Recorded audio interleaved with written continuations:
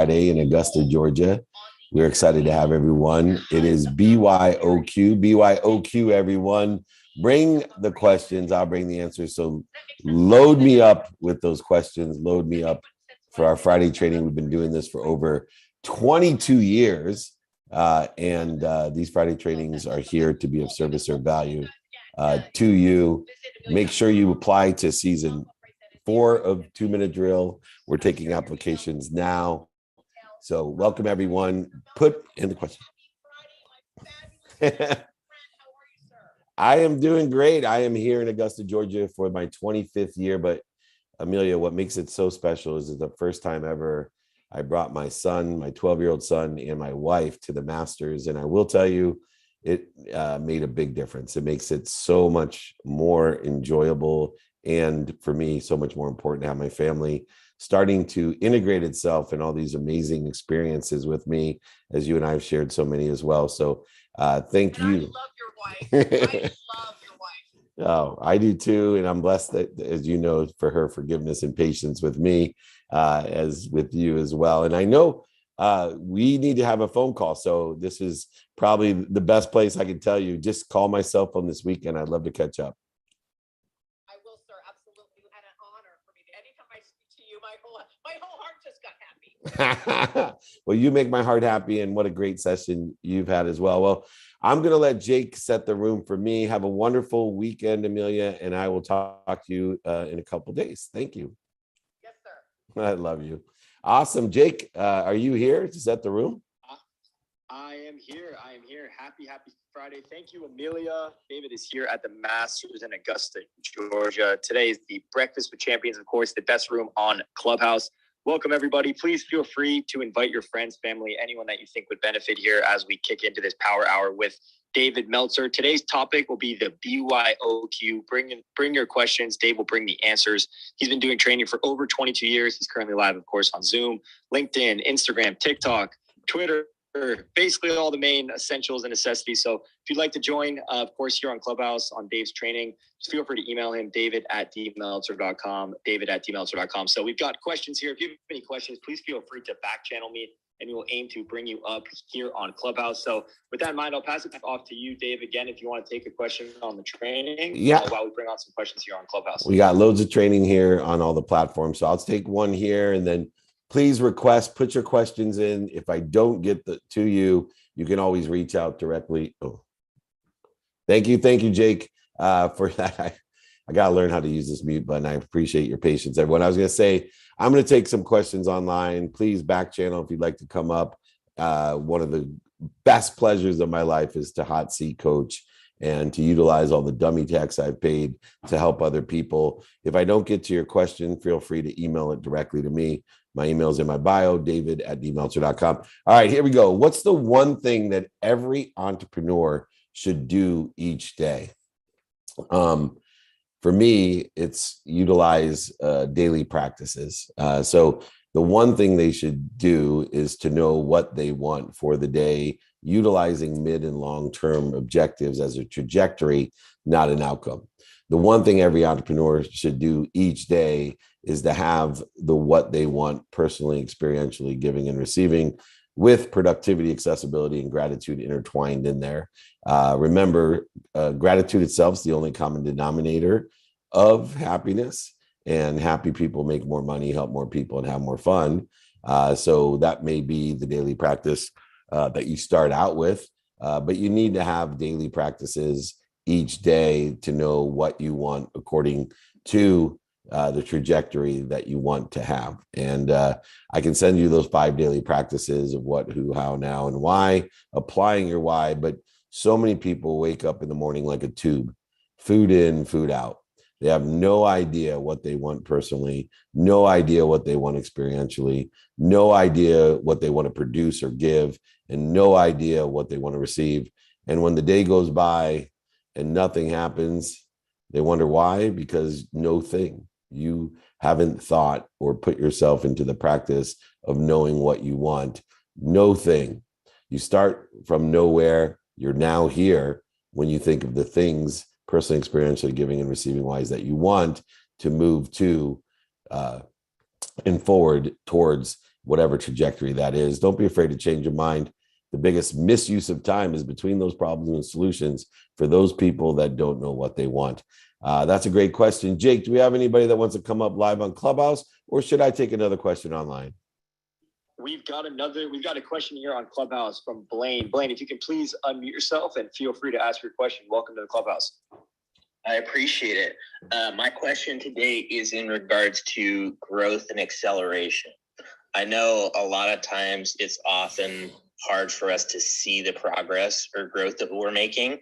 What would your advice be to not be discouraged by that? Well, the interval of time that creates the growth and acceleration exists between cause and effect, the causes that you put in and the outcomes that you receive.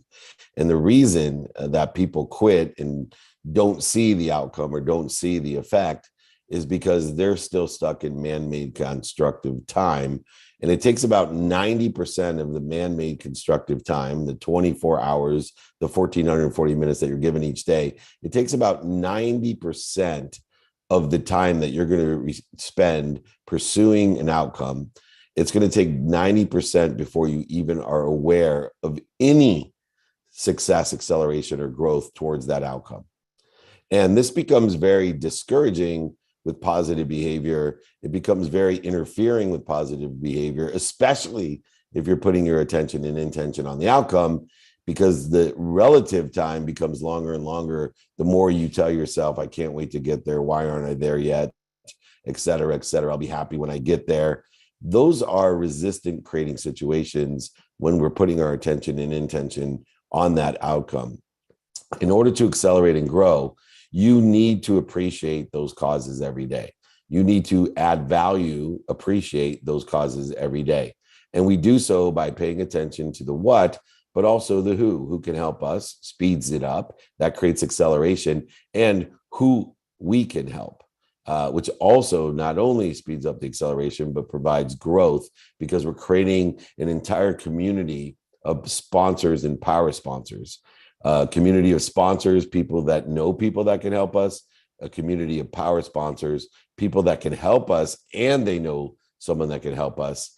And that helps effectuate the acceleration in the how it's going to get done, both in the mindset side of things with the theories of relativity by focusing in on how do I get there faster?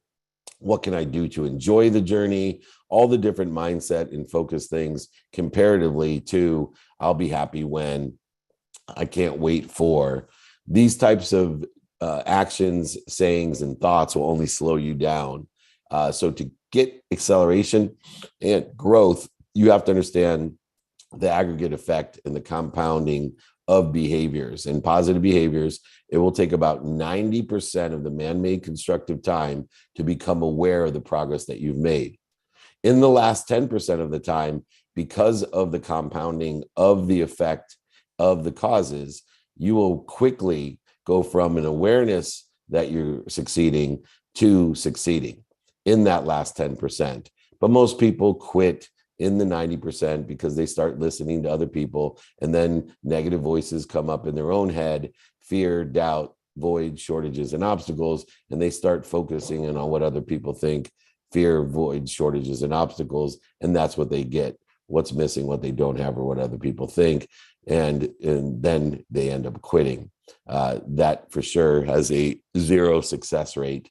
I've never met one person that's quit that has succeeded. But in the same respect, you can practice negative behaviors or positive behaviors. Both will aggregate, and one takes a lot longer than you think it will. The other hits you as if it just happened overnight. Those are the aggregate effect, acceleration, and growth of negative behaviors. Great question, Blaine. Thank you so much. Jake, I'm going to take another question online. If you can bring somebody else up. Do we have someone waiting? I think we have David waiting. And if David's not here, we'll take a question from TikTok when you get back. All right, perfect. Here we go.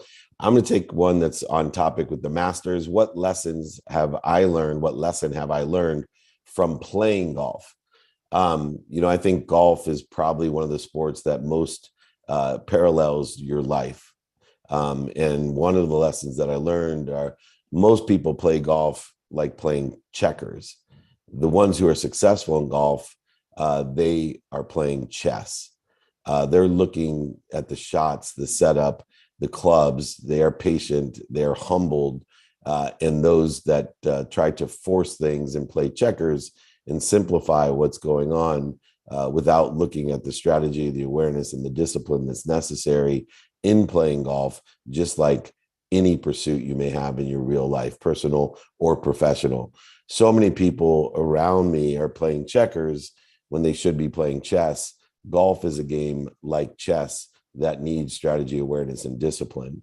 Life is a game which requires strategy, discipline, and awareness as well, that we give meaning to everything we see in the value of what's aligned with what we want, who can help us, and how to get it done, allowing us to prioritize that effectively, just like in golf. So if you're playing golf, think about it as chess, not checkers. Think about discipline, strategy, and awareness, and how it interplays in that game, as well as how you can interplay it in your personal and professional life. All right, Jake, who do we got on Clubhouse or on TikTok? David Jones, if you're here, please feel free to unmute yourself and ask your question. All right, let's move to TikTok then, Dave, while we get more questions coming in here on Clubhouse. If anyone has a question, please feel free to back channel me and we will. Where's our team asking questions coming in? So if you'd like to join, just how do we have back channel me and we will bring you up. So Dave, the question here is on TikTok. What book do you recommend for personal growth? Yeah, so the book that I recommend for personal growth is Think and Grow Rich. That's something that I read every single day. I have a variety of books, from Atomic Habits, Surrender Experiments, Course in Miracles, Power of Intention, Erroneous Zones. There's a whole list of books that I can give people. But the number one book when it comes to growth and mindset of growth is obviously Think and Grow Rich. And when we talk about rich, it's not just making a lot of money, it's helping a lot of people and having a lot of fun, being happy. The basis of my mission of empowering over 1 billion people to be happy is based off of the construct of Napoleon Hill. In fact, my first book, Connected to Goodness, that I wrote, I went to Napoleon Hill Foundation and asked for help and received help to write a book that has that reconciliation between persistence and patience, the ability to work and live in this world of man-made constructive quantities in time and space, and how to utilize the higher power of thinking in order to effectuate a more happy and successful, abundant life. So Think and Grow Rich would be the first and top book that I would read every day if your objective is to think and grow, to have that mindset. So very, very, it's one of the first books I read, and it's still one of the last books I'm reading. It unravels itself. There's many layers to the lessons of how to think and grow rich. It's where the 5 levels of intention have come about in my own journey of not only what you do, like they talk about in Think and Grow Rich, not only like they say that they talk about in Think and Grow Rich, but what you think. Now I've taken it to the 4th level of believing, and even the 5th level of feeling, the Michelangelo level of feeling. And so I feel the future. And until I can feel that intuition and inspiration of the future, I know that I still have resistance, void, shortages, and obstacles, what I call interference between me and what already exists in an abundant world. So there's 5 levels of intention that I have derived from my readings of Napoleon Hill, and especially Think and Grow Rich. So enjoy that book. If you want a list of books to read, or you want my books, I'd be more than happy to sign one, send it to you, pay for shipping and the book. Don't worry. It's an empowerment tool of mine to give those away. So please just email me. Happy to give you my book list and my book, pay for it, and the book shipping for you, david@dmeltzer.com. All right, Jake, anybody there? Should I take another one online? Let's take a question from online, and then we'll come back for a question on Instagram, and then we'll come back for a question on Clubhouse. Perfect. Online, what is your favorite quote about gratitude? My favorite quote about gratitude is the only common denominator of happiness. No matter whether you're rich or poor, sick or well, tall or short, it doesn't matter who you are.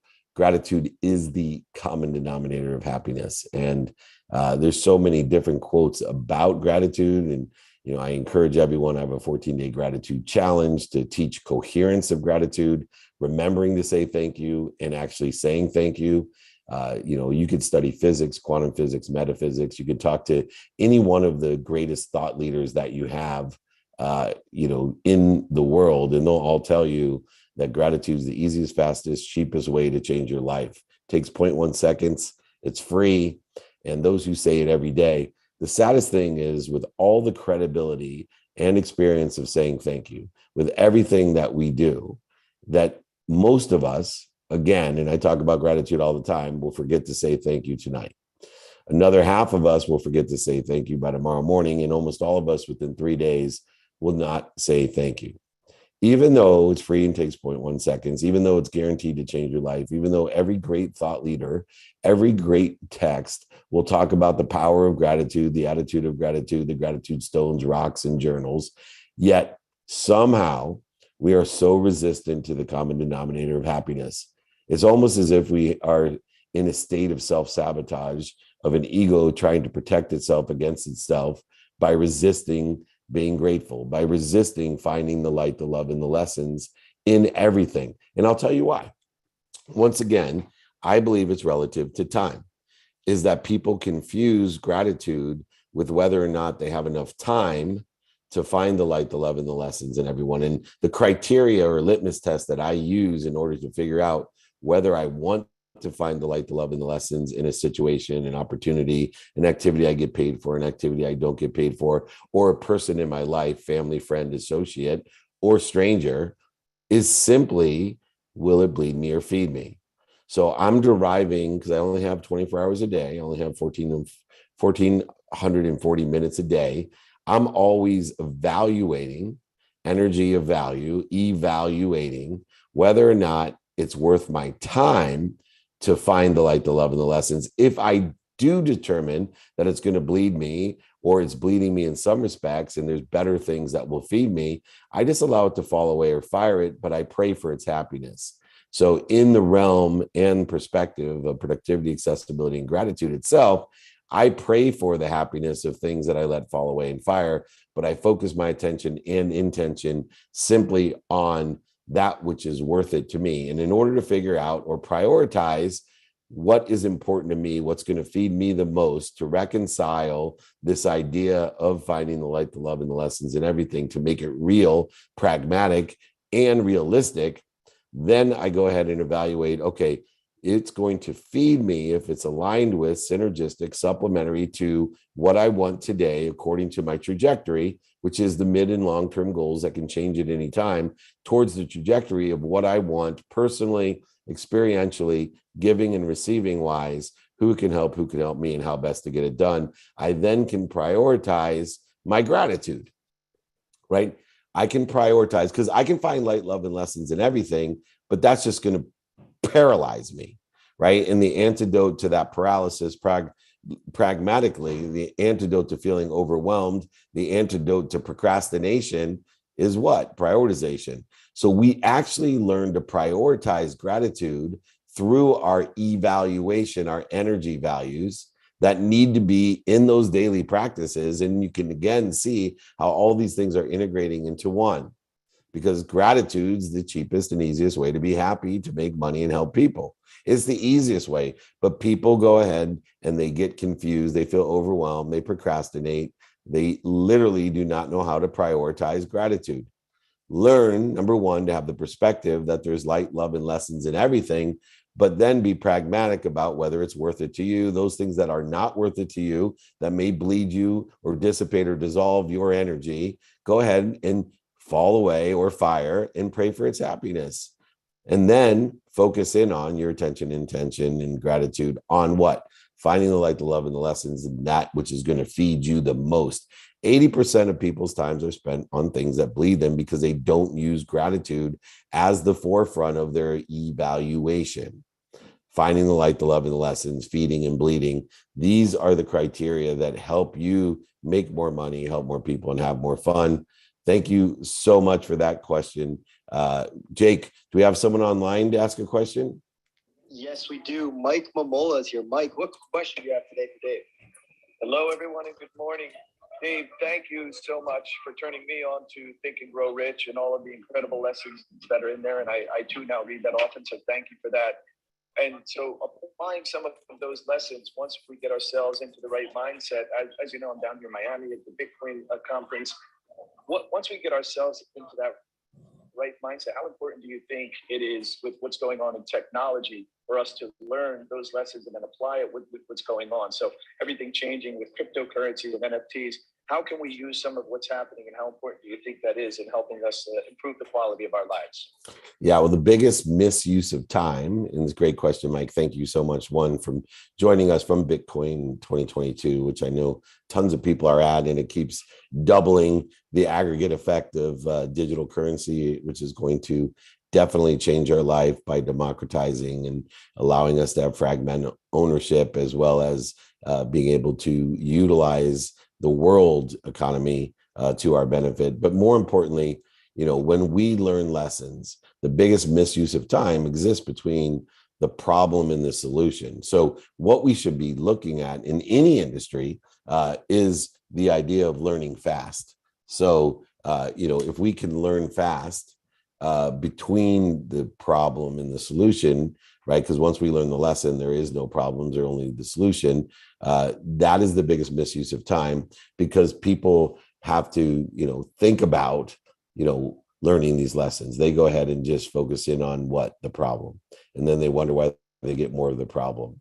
And if instead they focus in on the solution, they're utilizing their time in a much more efficient, effective, and statistically successful way. So life is about those lessons, and those lessons can be learned swiftly if we utilize the pragmatic tools taught in Think and Grow Rich, taught by the 5 daily practices. If we know our what, or who, our how, or now, we apply the why and learn those lessons much faster than those people that attract or attach their emotions to outcomes without learning lessons. This is where the biggest misuse of time exists. The interval of time is created by the differential or delta between cause and effect. The biggest misuse of time is between problems and solutions, because people focus in on the problem instead of the solution, and they can't enjoy that consistent, persistent pursuit of the solution, of the potential. Fast learners are great learners. Fast learners make the most mistakes. So the greatest home run hitters in the world have also struck out the most. The greatest basketball players in the world have also missed the most shots in history. So don't misuse time. Focus in on the solutions, not the problems. Make as many mistakes as you can fast and learn from them. Be a fast learner. I don't believe in failing forward or failing fast. I believe in learning fast and making many mistakes, because those mistakes, failures, and setbacks are indicators that you have a lesson to learn, so that you don't misuse the time between the problems and solutions, especially in new technologies like crypto, like NFT. Those capabilities will exist for a long time, just like the internet exists, just like wireless exists. At the very beginning of each of those, Web 1.0, Web 2.0, and now Web 3.0, there's a ton of people that thought the ends were the solution, not the means. So, all the companies that failed during the internet didn't fail, the companies did. Wireless didn't fail, all those companies did. Crypto is not going to fail. NFTs aren't going to fail, but the companies will. And about early on, because companies look at the ends, not the means, they do not look at the market makers, and the margins. They look at only the emotional side of things without doing pragmatic business vetting. The 90% of the companies will fail, but crypto won't fail. NFTs won't fail. Wireless won't fail, and the internet won't fail. But many companies will, because they are focusing in on the wrong things. They're misusing time by focusing in on the problems, not the solutions. Thank you, Mike. Great question. Have fun at Bitcoin 2022. Learn a lot. Thank you, will do. And everybody down here is asking about you, and sends their love. Thank you. You can just tell them that I prioritize the masters over Bitcoin 2022. And I will, especially with my family here. So everyone can join me. I love the Master of Giving, loves to host people down here at the Masters, and family, friends, and associates are now down here, making it even a more unique and better experience. So Mike, maybe you can miss Bitcoin 1 year and come to the Masters with me. Does that sound fair? Awesome. Absolutely sounds fair. Thank you so much. Cool. Everybody heard you. Awesome. All right. I'm going to take, Jake, another question online, and hopefully we have someone on Clubhouse or TikTok that has a question. Yes. Next up will be Limitless Siggo when you get back here on Clubhouse. Perfect. Question online. It's one of my favorite questions that I ask in, my shows is, what's the legacy you want to leave? And the simple legacy I want to leave is kindness. If I can teach people to be kind to their future self by doing good deeds, and the best deed that you can do is to be healthy, happy, appreciative, and loving. See, the purpose in your life is the thoughts about your purpose, and the thoughts that you should have about your purpose are forgiving and loving thoughts. I'm going to repeat that because it is a formula that so many people are searching for, and a legacy that I want to leave as a kind person, to be kind to my future self by leaving a legacy of understanding that my purpose are my thoughts about my purpose, and the thoughts about my purpose are forgiving and loving thoughts, even to those that attack me, even to those that have judgments and conditions that they put upon me, even to those people that I misunderstood or misconstrued or project my own insecurity on, my own judgment, my own separation, avoid shortages and obstacles. In the end, the thought about my purpose is my purpose. And those thoughts should be forgiving and loving thoughts. And if I do so, we will see acceleration, growth, and happiness as we provide kindness to all by having the right purpose and thoughts about purpose. All right, Jake, why don't you reset the room? It's BYOQ, and people invite people in. Let's keep the momentum going. These questions are extraordinary. Jake, reset the room, and then let's see who has the next question. Let's do it. Thank you so much, Dave. We are here at the Breakfast with Champions, Friday, April 8th. It's 10:27 a.m. Eastern Time, 7:27 Pacific Time. Thank you, everybody, for joining. If you have any questions today, we are at the BYOQ. Bring your own questions. A question here on Clubhouse, please feel free to back channel me. If anyone has any questions that they don't necessarily want to ask on here, just email David at dmeltzer.com, David at dmeltzer.com. Let's also take a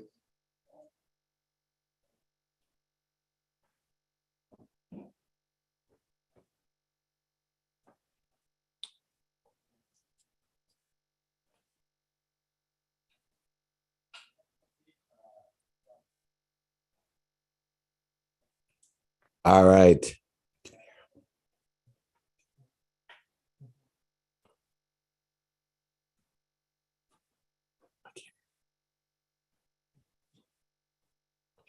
Your response regarding learning lessons. You talked about usually you look at if something is going to bleed you or feed you.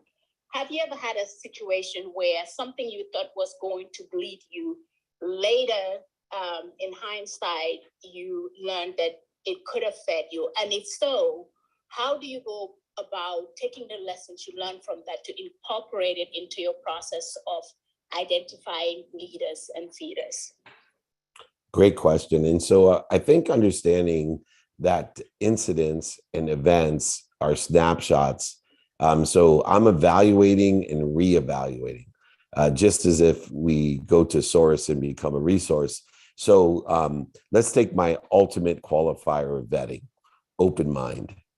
Just because someone has a closed mind at one instant doesn't mean that they'll continually have a closed mind. So at each instant of interaction or communication, if somebody has a closed mind, they're bleeding me. So, it takes 1,000 times the energy to re-engineer a closed mind to an open mind than it does an open mind. So I'm not closed off from re-engaging with a closed mind, because a lot of times, even the people that have the most open minds, determinative upon the situation, the time, emotion, and value that they sit within the context of that day, they may have a closed mind. So you can see this with your children. you're very determined upon what you're focused in on and participating in. Sometimes they ask you a question and you have a very closed mind. You just say no because it's the wrong time. Emotionally, you're not ready to speak about it or to determine it, and or it doesn't have the value or prioritization necessary, even though it's one of your children. So how do we determine whether to re-engage, re-engineer? How do we determine if we want to go ahead and re-evaluate someone that may have bled us in some part of a spectrum or is bleeding us? What we utilize is looking for clues, looking for patterns, and then continually making a choice.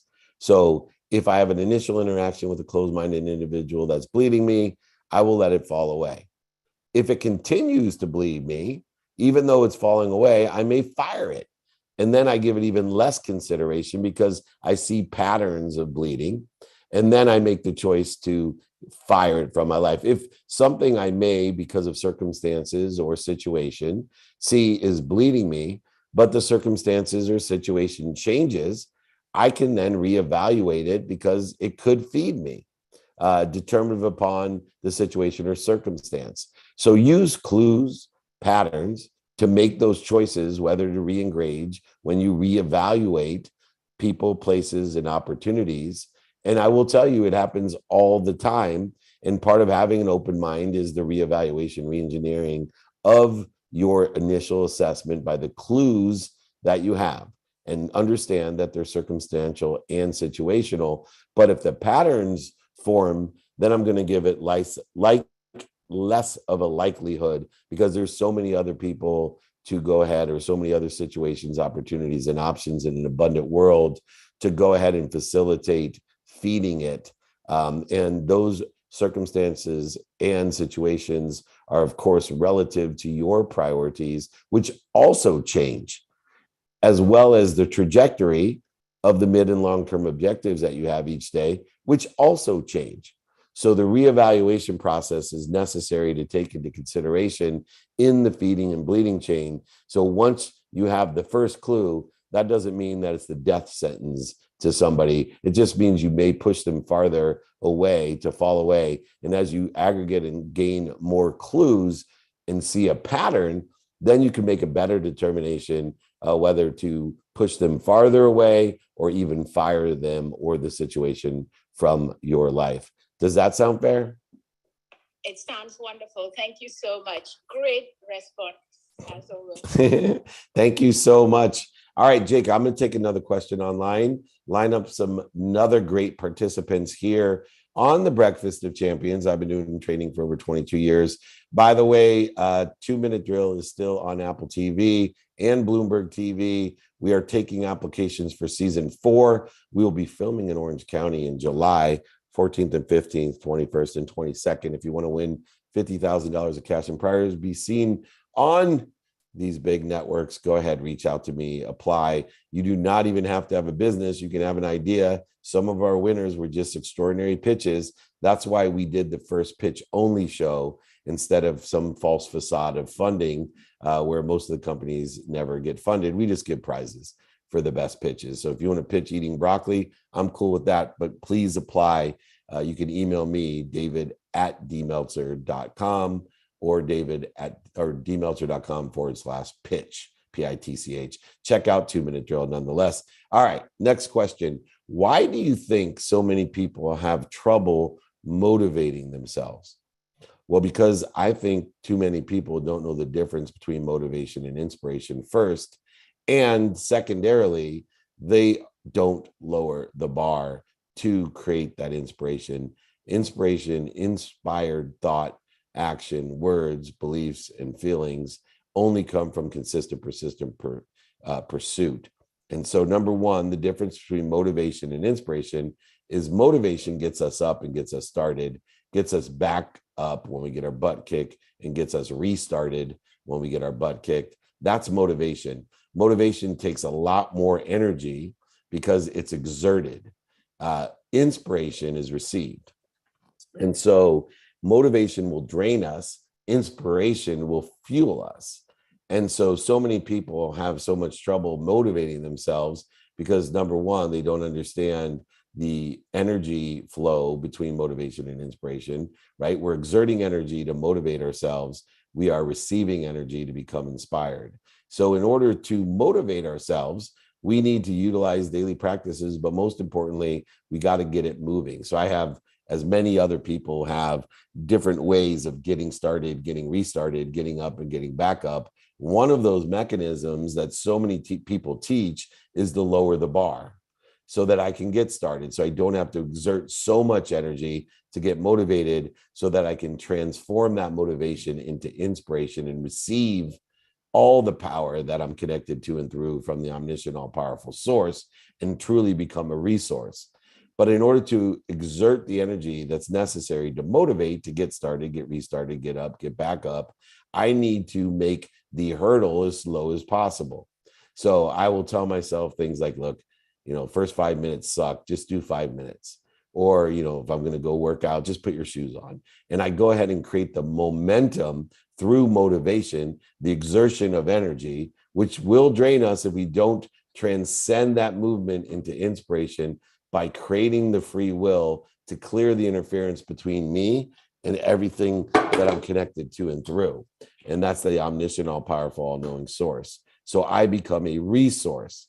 If you understand the difference between motivation and inspiration, then you can come up with your own techniques, tons of things to read out there, tons of different practices that, to me, all say the same thing. But remember, it's not what I say, it's what you hear. I'm not on everyone's frequency. What I say may be like fingernails on a chalkboard. So go find somebody else. Maybe it's James Clear with Atomic Habits, or maybe it's Napoleon Hill, or maybe it's Wayne Dyer, or maybe it's Bob Proctor, or maybe it's Jack Canfield, or maybe it's whoever it may be, to motivate and inspire you. Just remember in the criteria that motivation is an exertion of energy, inspiration is an access to energy. And so we can use motivation to clear the interference between us and that energy to inspire us, to provide us intuition, to create exponential growth and acceleration through inspiration. But you're not going to be inspired unless you're at first motivated. Great question. Thank you so much. Dake, do we have someone online at Clubhouse? Go ahead. We sure do. Lisa Wood, welcome to the Clubhouse. If you can please unmute yourself and feel free to ask Dave your question.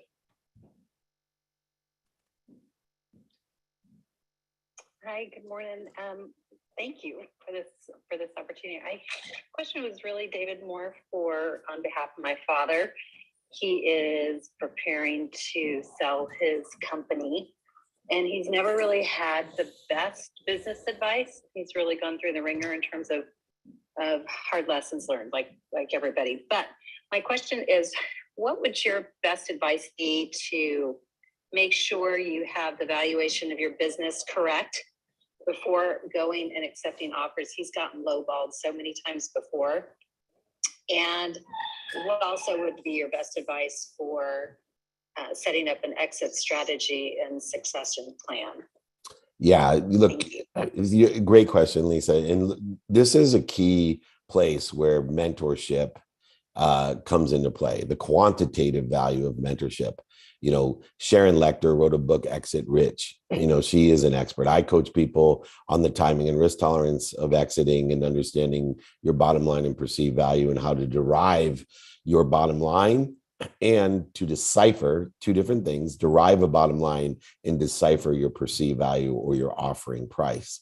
And in order to do that, there's some great books out there, like the Slice of Pie, or there's a Yale professor that talks about abundant negotiation and how to derive mutual benefit in the exit strategy of a business. But I would suggest to your father to find someone that has hit the ball 1,000 times, utilized as a coach an exit strategy that allows you to find the bottom line and perceived value, so that you don't waste any time with low ball offers. You simply tell them, sorry, this is my bottom line, and create value, or practice articulating the quantitative value of the business so you don't get low ball. And the better you articulate that quantitative value. But in this situation, there is, to me, only one solution: get a mentor. I've exited tons of businesses, worked with people who exited tons of business. And I am almost embarrassed of what I knew when I exited my first business compared to where I am today. And that only came from accelerating my learning curve by asking people that have done it before. So please email me if you want, Sharon's contact. I'm more than happy to help. I'm sure there's other people too, but Sharon Lecter is extraordinary at this. She wrote a book called Exit Strategy, and I'm more than happy to help too. Sharon's been my mentor as well if she's not available. So email me, david@dmeltzer.com. Everybody, the easiest way to get to where you want to be is find someone that has already been there or is there and ask them for directions. Thank you so much. I look forward to hearing from you, Lise. Thank you very much. Awesome. All right, Jake, I'm going to take another question online. Why don't you line up your next question? It's like playing tennis. You and I, even though we're at the Masters, it's back and forth on all the different platforms. Very, very excited. Excuse me, 1 second. Whoa. All right. Bless me, bless you. Awesome. What do you find to be the number one reason that people struggle with forgiving themselves? It's so interesting because I think the number one reason is people don't understand that they can't give what they don't have, and they don't understand empathy along with that. What do I mean by that? That it's amazing, how when we get cut off, we're so in a car, we're so unforgiving. But when we cut someone else off, right, we don't see the same criteria, right? Oh, how could they do that to me? Or when you cut someone off, well, I'm in a hurry. We need to forgive ourselves so we can give forgiveness. And for me, I'm constantly framing this in the context of when I'm in ego-based consciousness, when I have a need to be right, when I have a need to be offended, separate, inferior, superior, anxious, frustrated, angry, I immediately say to myself, when have I done something that's similar or exactly like this to somebody else? And I usually pick someone that I'm very close to. So I'll pick my mom or my wife or my children and say, or myself and say, wow, I've done way worse to the person that I love the most. I'm going to go ahead and forgive this person because I may be the person they love the most, even though they did something, an action, words, judgments, conditions, or attacks on me the same way that I've done that to someone that I loved, and I go ahead and forgive them. Once again, the purpose of our life is the thoughts about our purpose. The thought about our purpose is the thoughts of forgiveness first and love. But in order to think about that, we have to what? Forgive ourselves and love ourselves. So we struggle with forgiving ourselves because we live in liability, in blame, shame, and justification instead of in accountability. What did I do to attract this to myself? And what am I supposed to learn from it? And the best way to put that into context is to think about similar activity that you participated in, especially with someone that you love, to give somebody else the same exact circumstantial evaluation that, wow, if I did this to someone that I care the most about, this person may actually care about me. They're just human, and they have created this problem by not forgiving themselves or loving themselves, because you can't give what you don't have. All right, Jake, who is up next? We have got the emerging Cinderella who is here. Wow. Cinderella, if you can please unmute yourself and feel free to ask your question. Welcome. Welcome, Hilton. Welcome back to you. Thank you, everyone. Thank you, Champion, and thank you, David. So my question today is that I am a late bloomer. I'm a woman in my 50s, and I have emerged with beauty mentally and emotionally after a lot of tragedy. While I was in trauma, I created all kinds of programs within my community, therapy classes, and all kinds of products. How do I transcend that into the process? What are the steps I best take to turn this into a career, what I have been doing for free for years, watching other women emerge? What is the best steps I should take? Well, the first step is to start codifying the lessons that you've learned through those tragedies, through the trauma, through the circumstances, and create stories around those lessons so that you can communicate effectively your essence. remember, it's the Shakespearean rule of to thine own self be true.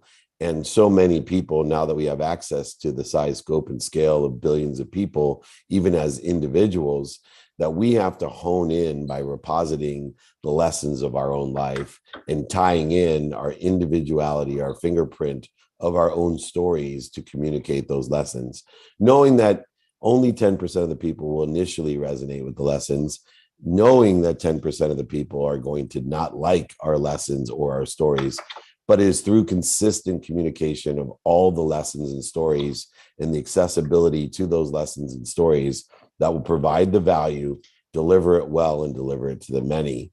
But you need to start a practice of codifying, clarifying the lessons that you've learned through the trauma and experiences, situational knowledge and dummy tax, and creating stories that resonate with you, that create your essence, your frequency, so that your own self be true, not trying to please everyone, but share an experience that is similar to, I am sure, millions of people in the world.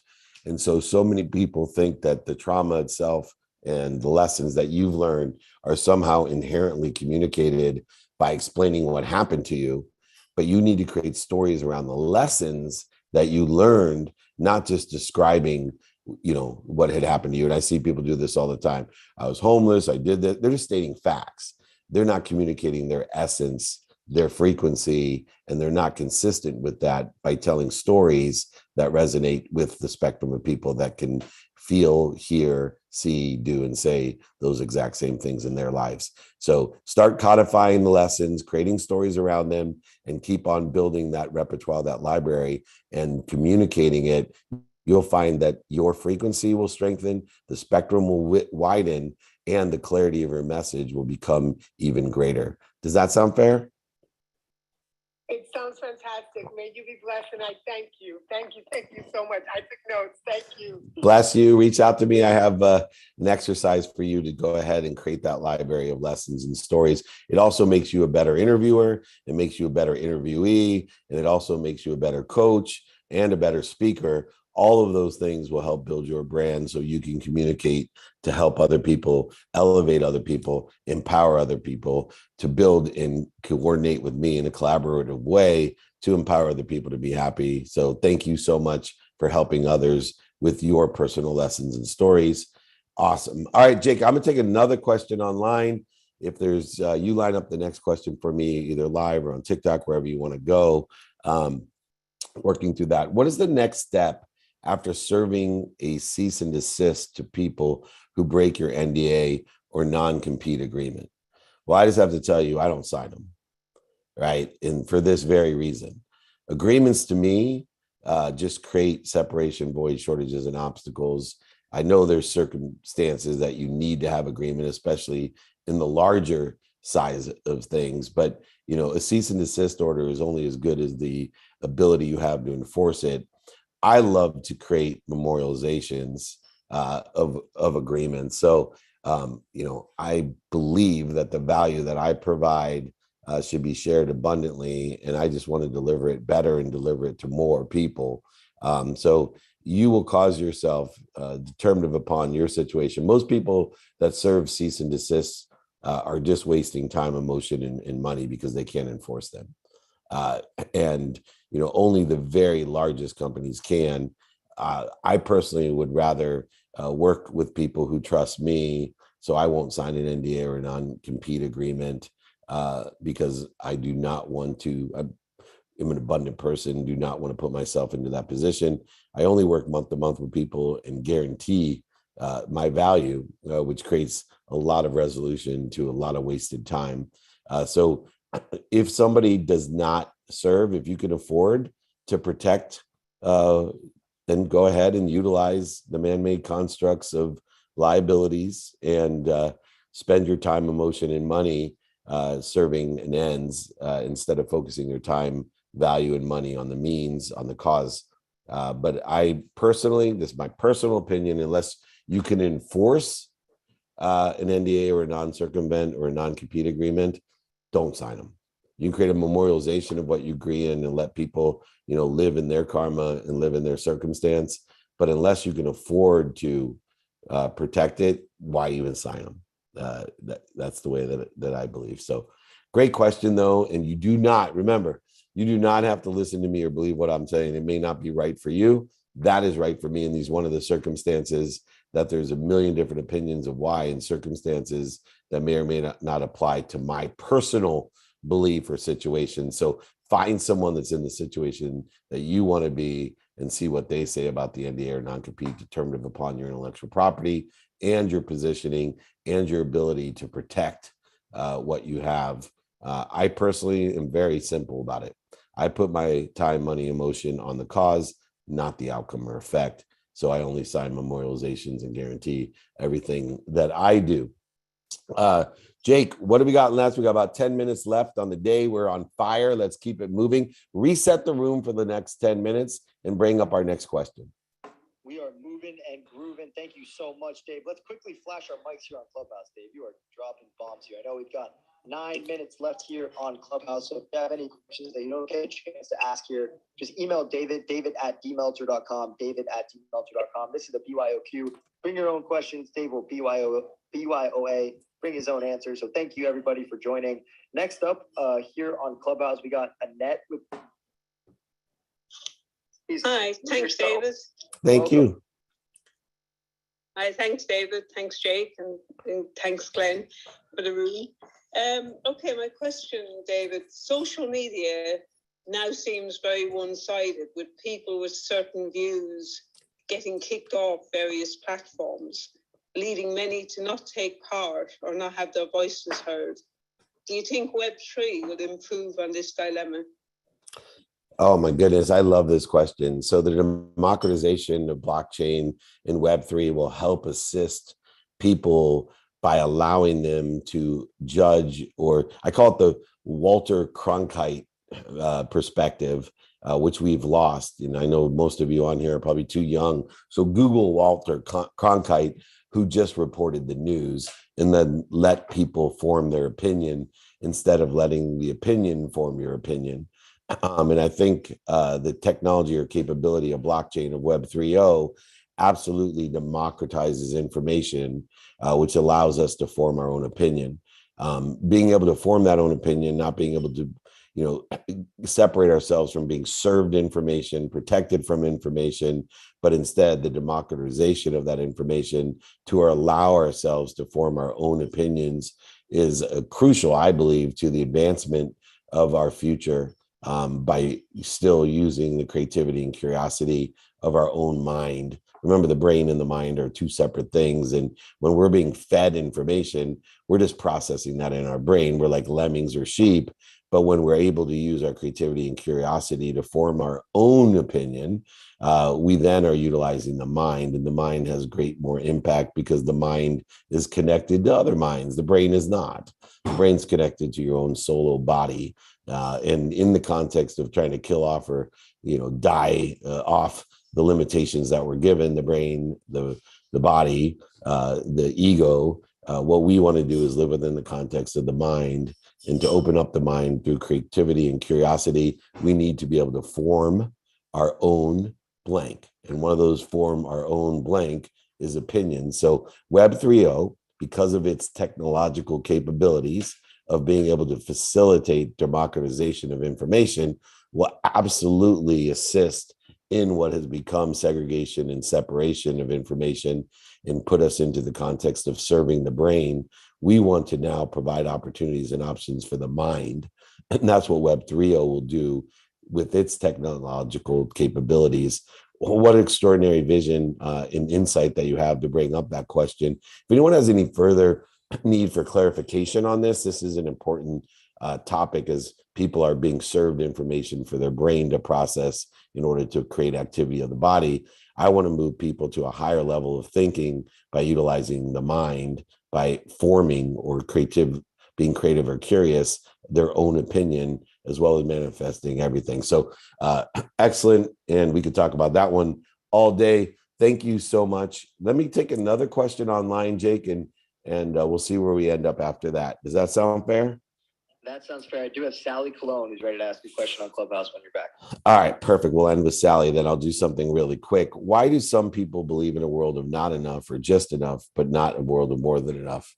Well, first of all, it's, their own circumstances and perspective. You give meaning to everything you see. So just the awareness of three worlds. The world of not enough is a world, has nothing to do with how much you have. It's a world where you believe everything happens to you and you're a victim. There's not enough of anything for anyone, and there is only a zero-sum game where if you give, then somebody else loses. If you win, somebody else loses. The world of not enough is one of victimization. The world of just enough is more confusing. It's one where you're buying things to be happy, buying more things to be happy, buying things you don't need to be happy, buying things you don't need to impress people to be happy, buying things you don't need to impress people you don't even like to be happy. There's just enough for you. Still a zero-sum game where you give to receive. You're not a victim. You're a philanthropist, humanitarian, but everything is a value negotiation. Quid pro quo exists. Everything has some sort of tie-in, even giving, right? The more you give, the more you receive is actually in a world of just enough for me. Most people that live in there are mistaken that they're in an abundant philosophy. They're actually in a scarce philosophy, a limited world where there's just enough for me. I'll get more, someone else will have less, where the world of more than enough is a faith-based world. Right? When you believe there's something bigger than you, an omniscient, all-powerful, all-knowing source of everything, more than enough of everything, more than enough of everything for everyone, you then have confidence, inspiration that you are in a value add world. So when you receive, you're adding value to the world. When you give, you're adding value to the world. You're expanding it, you're growing it, you're accelerating it. Just like the universe is expanding, growing, and accelerating at all times, so are you. You're in symbiosis, synergistic with the universe by adding value, appreciating everything you have, acknowledging it, by giving it away, allowing it to be manipulated, stolen, or taken from you, and then asking for more to fill the larger vessel that you've created through the appreciation, expansion, and growth. The world of more than enough is a faith-based world. You could not live in the world of more than enough unless you believe that there's more than enough. Then you can believe that everything, giving and receiving, are adding value, not taking away. The win column becomes the execution of what you've learned. The L column becomes the lessons that you've learned. The L column then becomes more pragmatically valuable than the W column because you're just executing on what you already have or already know. That's the world of just enough. Move over to the world of more than enough. Don't let things happen to you as a victim, for you in a zero-sum game, but instead through you as an abundant part of the universe. You will receive miracles because who you are. You will expect miracles because who you are and the faith you have. You will receive them because of who God is, and you will offer them because you are a part of God, a part of abundance, whatever source you believe in. Become a resource. All right, Jakey, we have time for one last question. Sally, welcome to the Clubhouse. What question do you have today for David? Thank you, Jake. Hi, David. Hi. Hello. So I'm a mom. I have two teenage daughters that I'm raising right now that are both in high school. And I also do this mentoring program out here in LA in the high schools with, so many opportunities for kids now to become entrepreneurs and the, Web3 and NFTs and the internet and, stuff that we didn't have growing up. How important do you think it still is to have kids go to college? I know that's a crazy question. No, it's a great question. I can answer it. Okay, good. I can answer it simply. Like I believe, you should learn in life, and determinative of what that child wants to learn in the cost of the education, you should figure out whether they go to college or not. Like I personally, can afford to send my children to college. Some of them got scholarships, but I'm sending them because they offer what I want my children to learn and what they want to learn, right? My kids can go wherever they want to learn.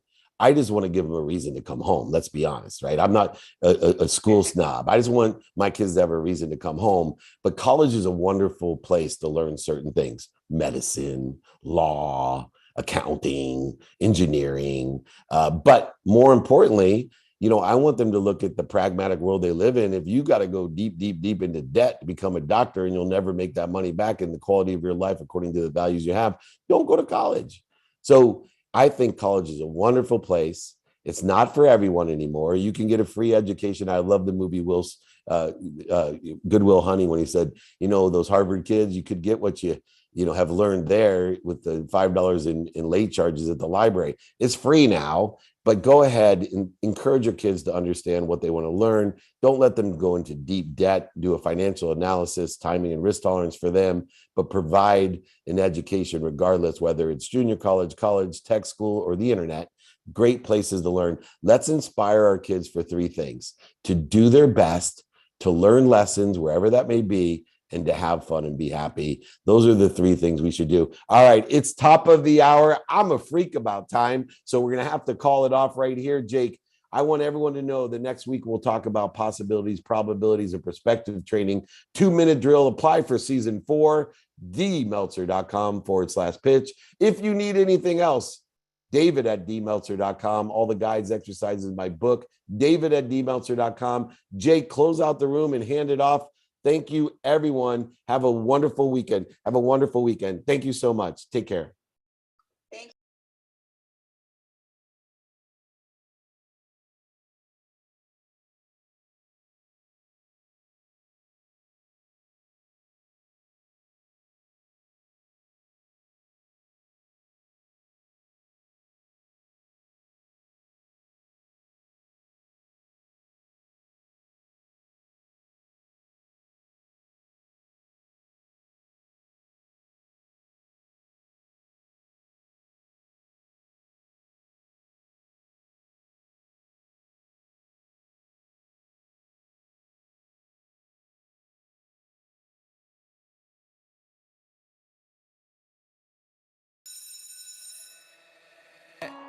Hey, I'm on vacation.